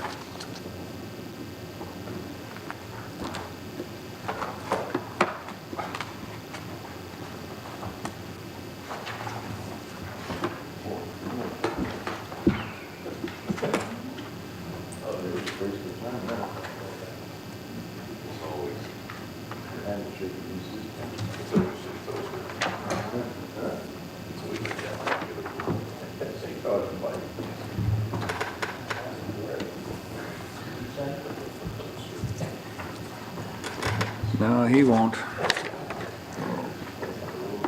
I have a motion moved by Rob Thompson, seconded by John Eccles. Resolved that the Council of the Municipality of West Grey hereby approves the draft terms of reference revised August 14, 2014 for the multi-municipal wind turbine working group. Any other questions or comments on the motion? Call the question. All those in favor? Any opposed? Declare that carried.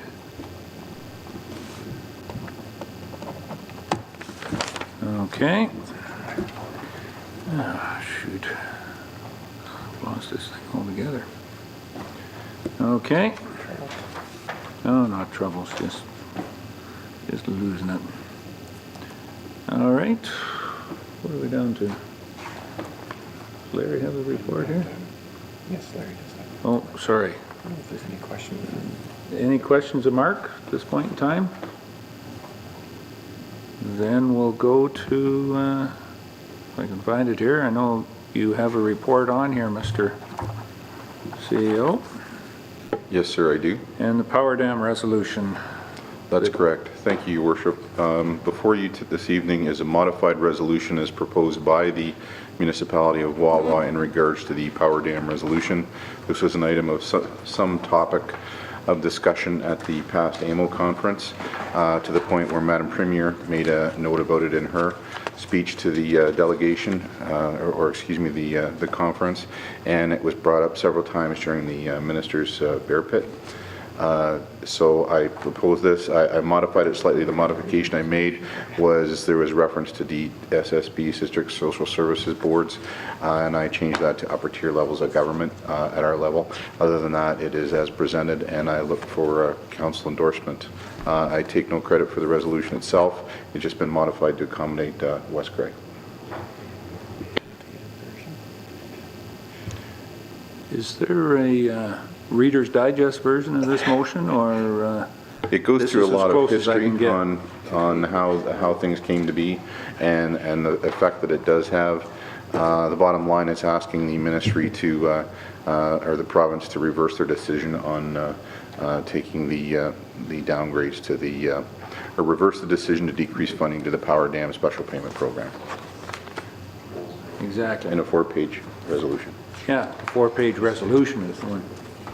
Well, it's back. Large font, sir. There was a fair bit of comment, and certainly the northern municipalities were heavily concerned about this, and the Premier did say that it certainly was going to be high priority to be looked at. It does not affect the municipality of West Grey heavily monetarily, but certainly a lot of our fellow municipalities who we've got to support, it does affect, because we may be needing their support somewhere down the line on one of these items. So we have the resolution here. Does somebody want to? Yep. Don wants to go ahead. Okay. I can get him.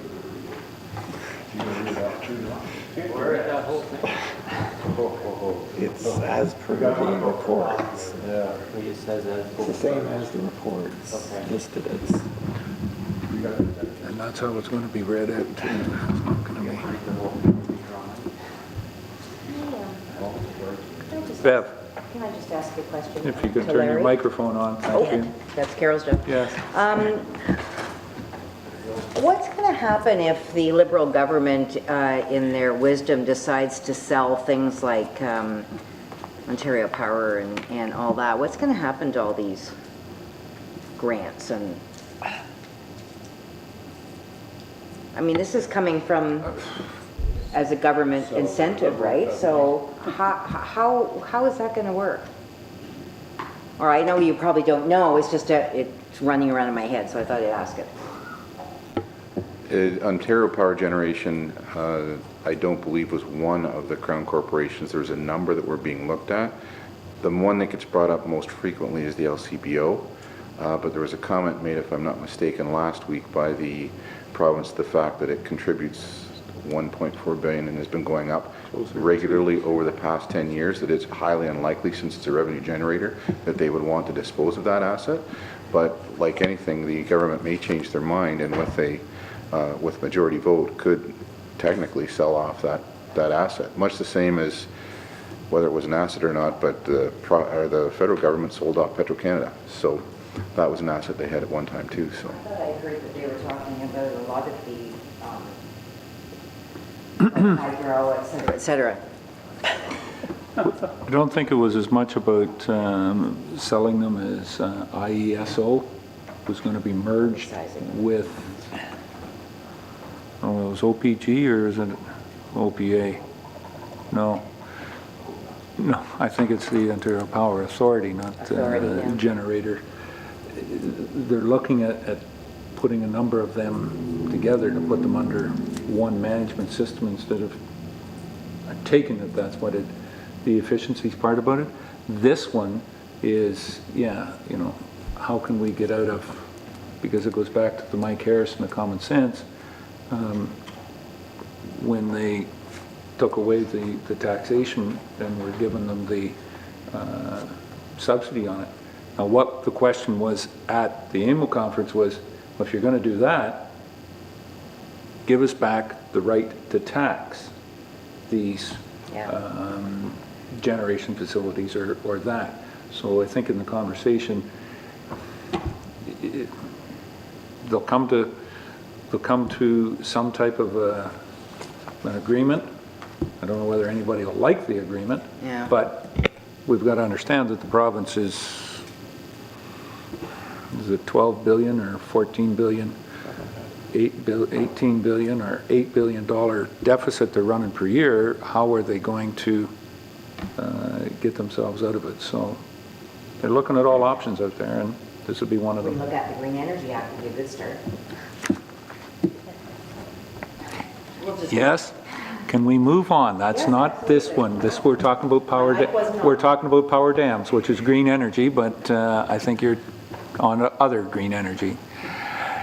With the indulgence of council, because of the size of this, moved by Don B. Marshall and seconded by John Eccles, that the recommendation brought forward by the CEO Deputy Clerk, as in our package, is what they are moving and seconding, the 2-page. Is there anybody got a problem with that? Very good, that I don't have to read all of this out. Thank you, because it's all there on paper now. Any questions or comments on the motion itself? Don? I guess we did have quite a conversation on maybe for the people in TV land. You might want to say we recommend that the end of the resolution, just the last few lines. Okay, and then now therefore, instead of all the and whereases, all right, I'll do that. The et cetera on the whereases on how we got to here, and now therefore be it resolved that the Corporation of the Municipality of West Grey requests that the government of the province of Ontario reverse the decision to decrease funding to the Power Dam Special Payment Program, and further that the province of Ontario also be requested to annually increase the amount of funding by the amount of any change in the Consumer Price Index to compensate for increases in municipal costs.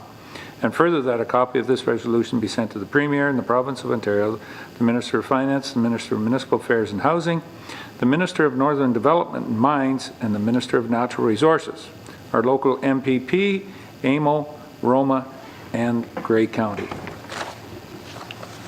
Okay, thanks, Don. Any further questions or comments on the motion? All those in favor? Any opposed? That's carried.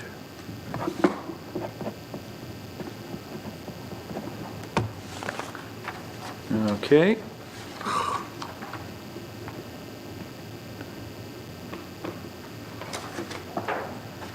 Moving on then. Your Worship, item number 2 of my report is Go the ahead. 2014 Staff Market Compensation Pay Equity Review and Plan Update.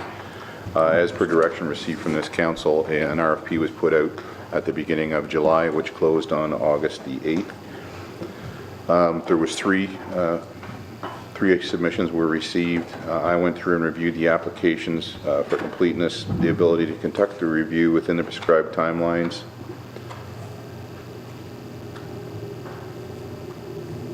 the ability of the staff involved, the relevant experience with public sector of conducting these reviews, preparing market comparison, compensation grids and pay equity plans, and the bottom line value. Based on that summary by myself, I checked references, reviewed and considered the potential after-plan options, benefits, and fee for services that accompanied the submissions. And based on these criteria, I'm respectfully recommending that Warden Updegrove be retained to conduct the 2014 West Grey Staff Market Compensation Pay Equity Review and Plan Update on behalf of the municipality. Okay. Does anyone have any questions of the CEO before we introduce this motion? No? Okay. I have a motion moved by David Mollison and seconded by Mark Rapke. Resolved that the Council of the Municipality of West Grey hereby accepts the recommendation of the CEO Deputy Clerk to award Ward and Updegrove Consulting and Human Resources the contract to conduct the 2014 West Grey Staff Market Compensation Pay Equity Review and Plan Update for a quoted fee of $17,405 plus HST. Any questions or comments on the motion? Bev? Whereabouts is this firm from? This firm is based out of North Perth at a Listowel. Have you dealt with this firm before? I have not, but I spoke with a number of other municipalities that have. As a matter of fact, they've done this type of review for Georgian Bluffs, Mapleton, Meaford, Minto, North Huron, and Southgate, as well as a number of other ones in the area, but those seem to be relevant. So they have worked in Grey County before, which was something I was looking for, and they do have history in the community. I spoke with the CIOs of those communities, since I know them personally, and they all reported that they were very good to work with. They've dealt with very well, and they were very happy with the results that they received, both during the whole issue or during the process, and then afterwards in the presentation. They seem to be very confident in what they presented and capable of withstanding a review or a question in regards to the plans. And I know I missed a couple of meetings being away on holidays, but was the criteria that is being established to conduct this report done by council or by staff? What was this put out as a, how was this done, an RFP or? This was put out by an RFP based on my recommendation to council back in June. Yes. And that's what it was based on, was the criteria I laid out during that resolution that was approved. And then I just took that information, put it in an RFP, shipped it out, received it back. That's correct. Okay. And further to that, I know that Larry spoke to a number of staff. I was able to, by being at the AMO conference and previous as well at a couple of other meetings, I've spoke to a number of mayors and council members from some of those municipalities that have had this, and they were quite happy to work. It was a good working relationship with this company. Okay. All right. Any other questions on? Sorry, Don, go ahead. I guess besides the new pay grid system, what are we going to get from this? They're going to look at the market compensation, so they're going to look at the grid itself. They're going to look at market comparability of like communities in the area. not cherry pick somebody from Toronto, for example, but actually like communities the same size in the same area, geographic area, with the same amenities that we have. They're going to review the plan, they're going to update the plan, they're going to provide the plan and present it to council, and they're also going to review and update the pay equity plan as well to make sure that we're compliant with the legislation. So that's the services being rendered, which will all come back to council for approval and ultimate decision on how to move forward. And I think that certainly from the pay equity side of it, it's something that, I don't know what is the right number, but of years you should go without, you know, what the right number is of number of years to review that and make sure that you're in compliance with the labor laws on that pay equity legislation. For me, that's probably one of the biggest things we're getting out of this, to make sure that we're still in compliance with that, because I have seen a couple of municipalities out there, Don, that were not, got challenged, and it's economically, it is not pretty when you get into that, and you have been for a number of years out of whack, because there's no point. They can go back for, no limitations. They go back a long way if they find that the pay equity is, your equity part is out of whack. Okay? Okay, any other questions on this motion? Call the question. All those in favor? Any opposed? That's carried.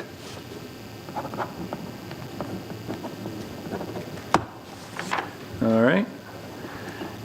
Anything else, Larry?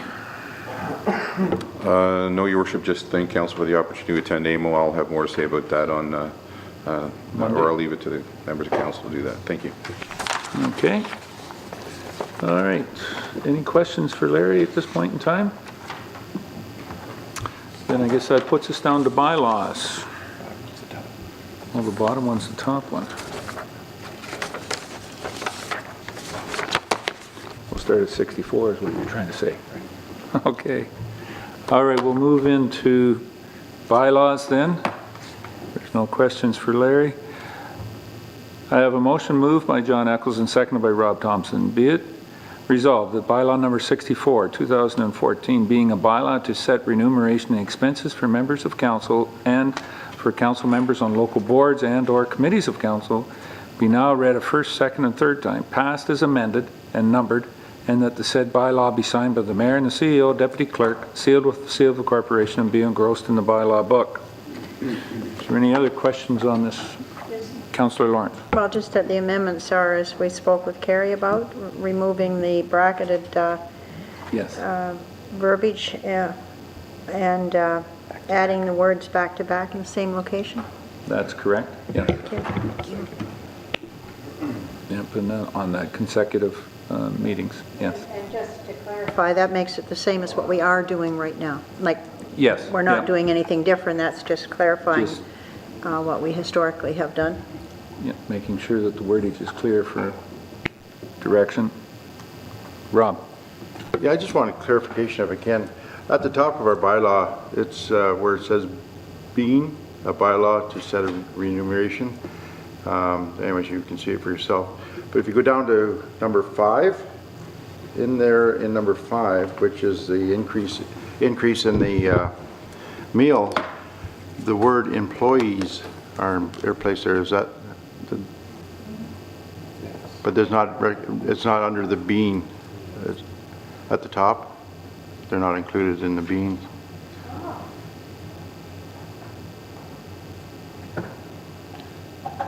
Comment, Mark? You're kind of your bylaws. Yeah, obviously it's not exhaustively relating to employees, but I suppose a clause and in part for employees, there's a similar phrase may at least address that one clause, but this has been in this previous bylaw that the meal allowance does include employees. So I could add that clause if you wish to clarify that. Yeah. Yeah, I just happened to notice that, and I just thought, well, yeah, it should be included, or the employees are, come out of each department and reimbursed at whatever rate they have, I suppose, but I thought this was strictly for council and committees of council. I think the meal allowance is for the employees, the rest of it isn't. That's why it's under the meal allowance. I'll just add a clause after the end of the being clause that just says, and setting meal allowance for employees. How about that? Something like that. Yep. I think it's worthwhile just to cover them. I have no other issue with it other than clause 5. I don't think and it's my feeling that the $75 is a little bit too much. I think we should stay at the 65. Okay. Any other comments on this? Don? I think it's just comment on the $10 increase too on the meals. Just got back from a conference, and there's a lot of people in West Ray that wouldn't spend $65 on their food in a week. And I know it costs a little more to eat in Toronto, I guess, or Ottawa. But if you eat 2 meals at a conference with all the garnishes they provide through the day for you to eat, it just seems like... It's by receipts though, so. It is by receipts. So hopefully we're honest enough that if you're having a lunch at the conference, then you can't put in a receipt for it because it's free. So, but if dinner costs you more when you go out in Toronto, and I was the one that brought this up, but my reason for bringing it up was actually when I stated originally was to leave it at 65 for local conferences or local whatever, and 75 when they're in large cities, because I do find that $75, because you go to AMO and there's no food there, right? Like you don't get breakfast, you don't get lunch, you might get a muffin or something, but so I was thinking that, but it's still all by receipt, so. It's just a maximum, sorry. Yeah, it's a maximum to the dollar. Well, if you can get a meal for $22, great for you, but if you can't, at least you've got that. You're not out of pocket for going to a conference to learn what we're learning to do this job. I think by receipts saves it all. I realize that, but there is some people that if you get them $100 or $200, they'll spend the maximum. Oh. Well, you can't save everybody from themselves, I guess. That's true, Don. There are people out there like that. There's no question about it. But the other aspect is all of our expenses are very public.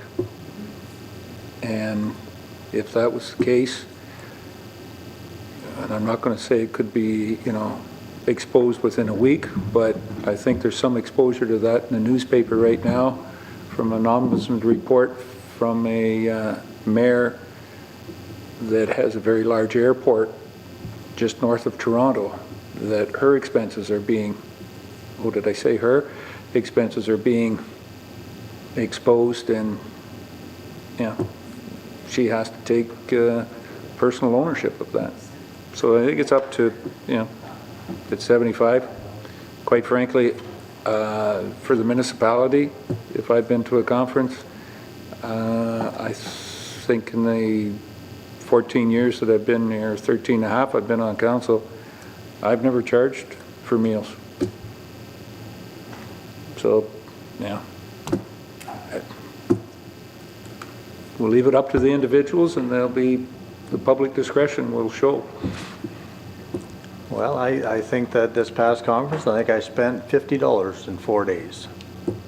That's because you waited for 4 days to get your meal on Tuesday. Well, that was quite a sitting. I'm sorry. If you don't charge for meals, that's great. One of the things I've just never done. So, Councillor Lawrence. Well, I agree with Bevan. I don't think, other than Toronto or Ottawa, you don't spend that. This one we just came off of, I probably didn't spend that much in the 3 or 4 days, what you get per day. But you go to Toronto and you're hard pressed to get your meals for within that $65. Mm-hmm. And both Ottawa and Toronto, unless, if you want to go out, I guess, in the middle of winter and find some place along the street that's cheaper, but my goodness sakes, if we're serving the public and we're elected to do that, surely to goodness the people that sit at this table have enough common sense that they aren't going to go out and spend $100 or $200 and charge the municipality like Don's saying. I mean, you, and Don, you're saying there's lots of food, but unless you want to go to one of those receptions, there's not a lot of food served at those conferences, not by the conference. But there are if you want to go to everybody's hospitality room, but. Okay. If there's no other questions, go ahead, Don. Recorded vote, please. Certainly. Okay. Vote's been asked for. Mark, take the vote. Councillor Cutting? Yes. Councillor Eccles? Yes. Mayor Eccles? Yes. Councillor Lawrence? Yes. Councillor Marshall? Councillor Mollison? Yes. Councillor Rapke? Yes. Councillor Thompson? No. Declare the motion carried. 6-2.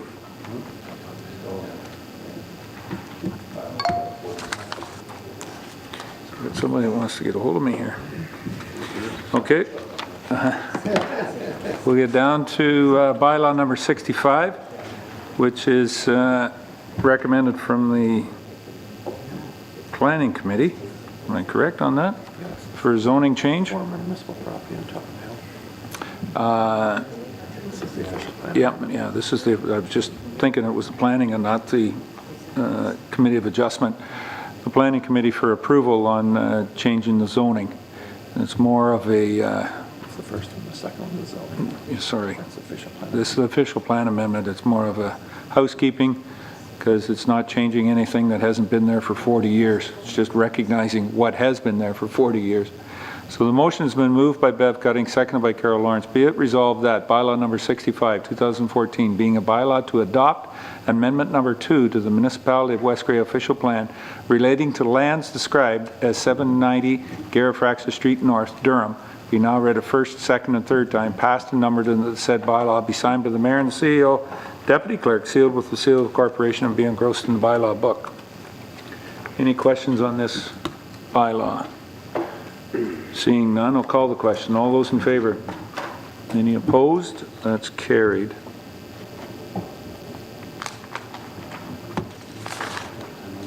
Okay, and this one, bylaw number 66, I said before, just a little bit of a glitch. This one is the zoning. The last one was the official plan amendment.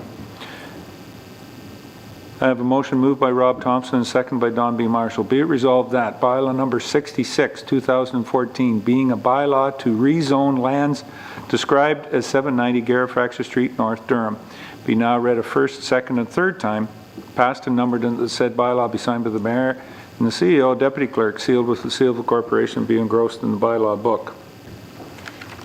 Any questions or comments on this motion? Call the question. All those in favor? Any opposed? That's carried.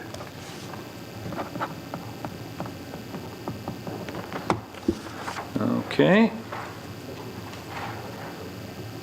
And that should bring us down.